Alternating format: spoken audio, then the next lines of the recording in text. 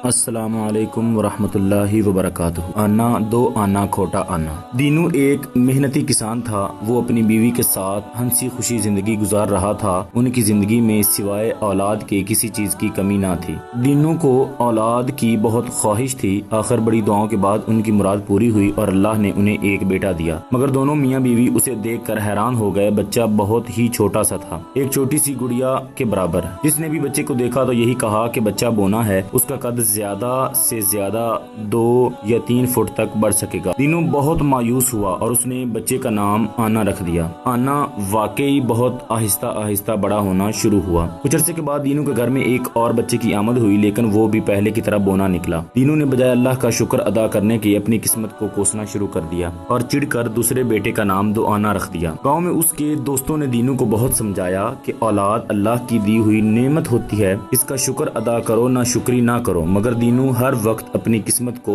बुरा कहता। उसे फिक्र थी कि जब ये बुरा हो जाएगा तो उसके खेतों में हल कौन चलाएगा, बुआई कौन करेगा और फसल कौन काटेगा, ये बोने बच्चे भला क्या काम करेंगे। वो इसी फिक्र में था कि अल्लाह ने उसे तीसरा बेटा दिया, वो भी अपने भाइयों की तरह बोना था। दीनू ने अपना सर पीट लिया और कई दिनों तक वो घर से बाहर भी ना निकला। वो इस कदर चिड़चिड़ा हो गया था कि किसी से बात भी नहीं करता था। गुस्से में आके उसने अपने तीसरे बेटे का नाम खोटा आना रख दिया। वक्त गुजरता गया और ये तीनों आना दो आना और खोटा आना जवान हो गए। तीनों 3-3 फुट के थे। उनके कद तो ना बढ़ सके, मगर अपनी शरारतों में, जहानत में और बेबाकी में वो तीनों यकता थे। वो अपने बाप का हाथ भी बटाते थे, खेतों में चौकीदारी भी करते थे। मगर दीनू किसान उनसे खुश नहीं था। उसे तो रह रहकर यही ख्याल आता था कि काश ये बच्चे मामूल के मुताबिक कद में पूरे और कड़ियल जवान होते। तीनों बोनों में एक एक खसूसियत भी थी। आना जानवरों की आवाजें बड़ी उम्दा निकालता था और उनकी बोली भी समझता और बोलता था। दो आना तीर अंदाजी में माहिर था और आंख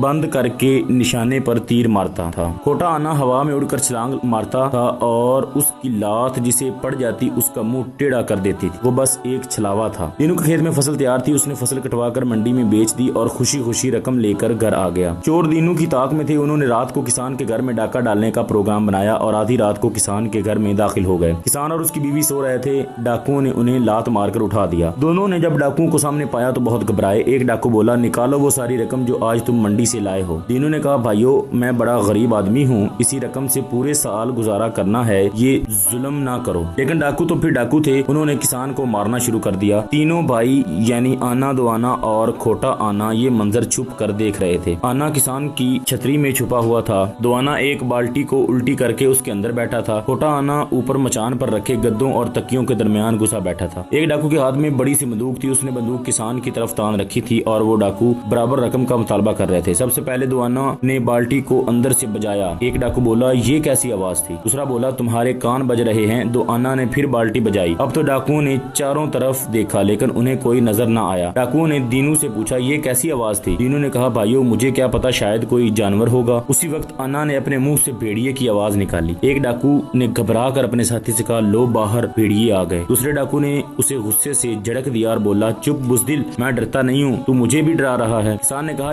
यहाँ आधी रात को बहुत खतरनाक जानवर आते हैं, आप लोग भाग लें। डाकू का सरदार बोला, वाह भाई वाह, हमसे चालाकी कर रहा है, निकाल जल्दी से सारा माल और जेवर नकदी। ये कहकर सरदार ने दीनू किसान को एक थप्पड़ मारा। ये देखकर आना ने शेर की बड़ी गरजदार आवाज निकाली। इसे सुनते ही डाकुओं के हाथ पांव फूल गए। वो घबरा कर एक दूसरे की तरफ देखने लगे। उसी लम्हे खोटा आना जो मचान पर बैठा था जुस्त लगाकर बंदूक वाले डाकू पर कूदा और एक जोरदार लात उसके मुंह पर रसीद की। डाकू के हाथ से बंदूक नीचे गिर गई और वो अपना जबड़ा पकड़कर दोहरा हो गया। किसान ने झपट कर बंदूक उठा ली और चारों डाकुओं पर तान ली। खोटा आना एक बार फिर हवा में उड़ता हुआ आया और अपनी दोनों लातें उसने डाकुओं के सरदार के मुंह पर जमा दी। वो एक कोने में जा गिरा। एक डाकू ने आवाज लगाई, भागो, और वो सब बाहर निकले। किसान ने इत्मीनान का सांस लिया और जिंदगी में पहली मर्तबा अपने बच्चों की तरफ मुस्कुरा कर देखा। खोटा आना ने बाप की तरफ देख कर कहा, अबा हम रेजगारी ही सही लेकिन बड़े काम की रेजगारी हैं। किसान बोला, बच्चों अब सो जाओ, लेकिन तुम्हारे लिए एक खबर है, खैर वो सुबह सुनाऊंगा। तीनों आने जिद करने लगे, नहीं नहीं वो क्या खबर है, अभी सुनाएं। किसान ने जवाब दिया, बादशाह ने ऐलान किया है कि उसकी 3 शहजादियों के लिए अच्छे और बहादुर शौहर चाहिए। वहाँ बड़े जबरदस्त मुकाबले होंगे, तुम लोग भी जाकर किस्मत आजमाई कर लो। तुम तीनों ने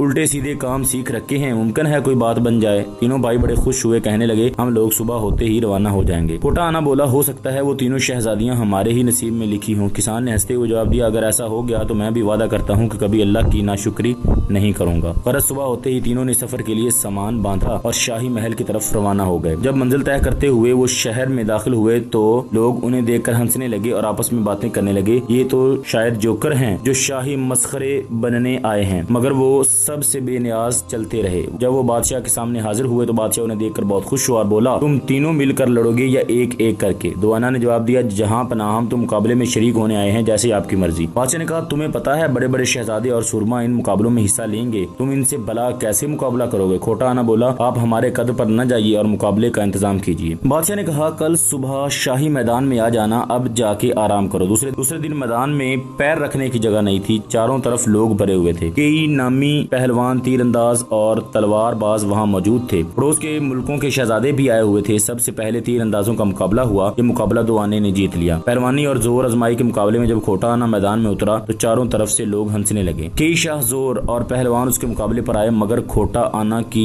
लातों ने सब के मुंह तोड़ कर रख दिए। बादशाह सलामत भी हंसते हंसते बेहाल हो गए। अब बादशाह ने उठकर ऐलान किया कि एक अनोखा खेल होगा, हम कुछ जानवर छोड़ेंगे और उम्मीदवारों को उनसे लड़ना होगा। अगर वो जानवरों को मार डालने में कामयाब हो गए तो शहजादियों की शादी उन्हीं बहादुरों से की जाएगी। मैदान खाली करके सिपाहियों ने पिंजरे खोल दिए। इन जानवरों में भेड़िए, कुत्ते, रीछ और खौफनाक बड़े बड़े बंदर शामिल थे। ये देखते ही तमाम उम्मीदवार मैदान से भाग खड़े हुए। अब मैदान में उतरने को कोई तैयार नहीं था। फिर लोगों ने देखा कि आना दो आना और खोटा आना मैदान में उतरे और चारों तरफ से जानवर उनकी तरफ दौड़े। जैसे ही जानवर उनके करीब आए, आना ने शेर की गर्जदार आवाज निकाली। जानवर ठटक गए और डर के पीछे हटने लगे। तो आना ने तीर कमान निकाली और अपनी बेमिसाल महारत से कई खौफनाक जानवरों को निशाना बनाया। खोटा आना उछल उछल कर दुरतियां चला रहा था। थोड़ी ही देर में मैदान में जानवरों की लाशें बिखरी पड़ी थी। बादशाह ने तीनों बोनों की जीत का ऐलान किया और तीनों के साथ तीनों शहजादियों का निकाह कर दिया। फिर शाही पालकी में तीनों शहजादियां बाहर निकली। हुस्न इत्तेफाक के ये तीनों भी बोनी थीं। बादशाह ने आनों को मुखातब करते हुए कहा, मैं तो खुद ये चाहता था कि आप कामयाब रहें, क्योंकि इन छोटी छोटी गुड़ियों जैसी शहजादियों के लिए आप तीनों से अच्छा कोई रिश्ता नहीं हो सकता था। दूसरे दिन बादशाह ने शादी की दावत का ऐलान कर दिया और तीनों भाइयों ने फौरन सिपाही भेजकर अपने अब्बा को यानी दीनू किसान और अपनी माँ को बुला भेजा। दीनू किसान को अपनी गलती का एहसास हुआ और उसने अल्लाह से माफी मांगी और दिल से तस्लीम किया कि अल्लाह